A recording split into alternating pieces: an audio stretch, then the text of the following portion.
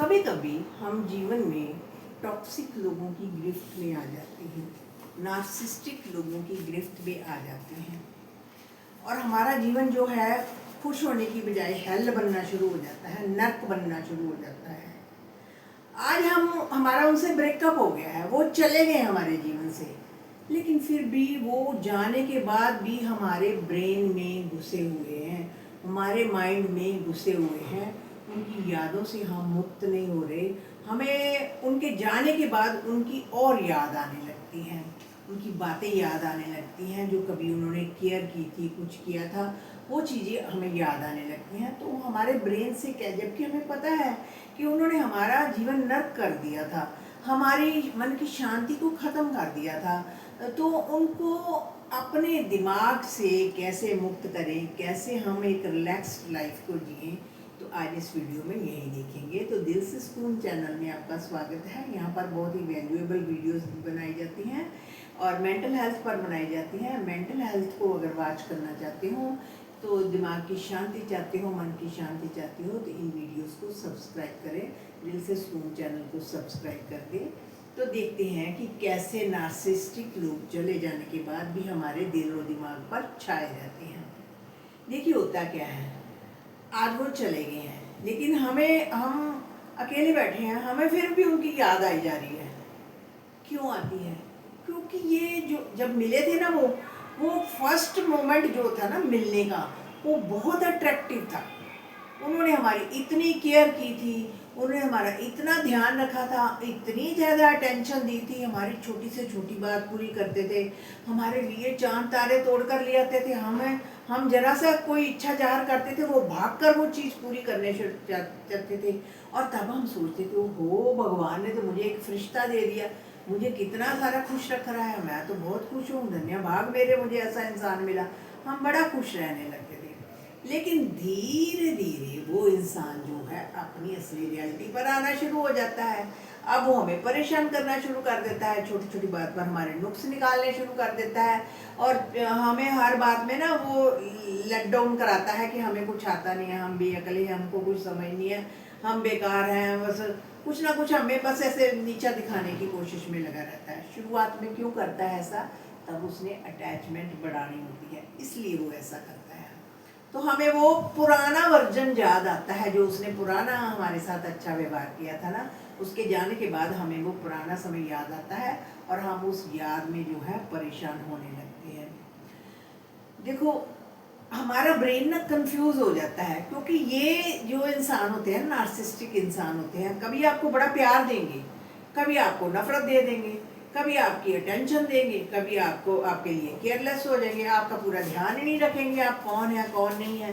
कभी अच्छा ध्यान रखते हैं, कभी आपको ध्यान ही नहीं देते कि आप कौन है, कभी उनका व्यवहार बड़ा कोल्ड सा हो जाता है।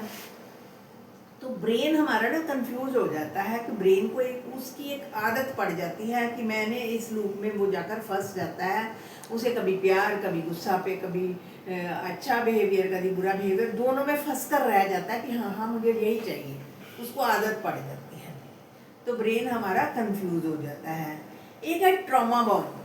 ट्रॉमा बॉर्न में क्या होता है कि ये जो नार्सिसिस्टिक लोग हैं, कभी तो आपको बड़ा बड़ा प्यार देंगे, कभी आपको बड़ा आराम देंगे, लेकिन ब्रेन जो है उस ट्रॉमा में फंस गया होता है, उस लूप में फंस गया होता है, उसको उसी चीज़ की आदत पड़ गई होगी, उस साइकिल में वो स्ट्रक होकर रह जाता है और हमें उनके जाने के बाद भी उनकी यादों में फंसा रहता है कि शायद वो और सुधर जाता, वो तो इतना बुरा भी नहीं था। ये जो हम कुछ वैसे बातें सोचने लगते हैं, इसलिए वो हमारे दिमाग से नहीं निकलता है। तो माइंड क्या करता है, बुरे मोमेंट्स को तो याद ही नहीं करता, कैच ही नहीं करता, किसी के जाने के बाद उसके साथ बिताए हुए अच्छे मोमेंट्स याद करता था। तब ये हुआ था ना, उसने देखो मेरे लिए ये किया था, मेरे लिए इतनी बड़ी इच्छा पूर्ण कर दी थी उसने। तब अच्छी अच्छी बातें याद कर करके और रोने लगता है और परेशान होने लगता है।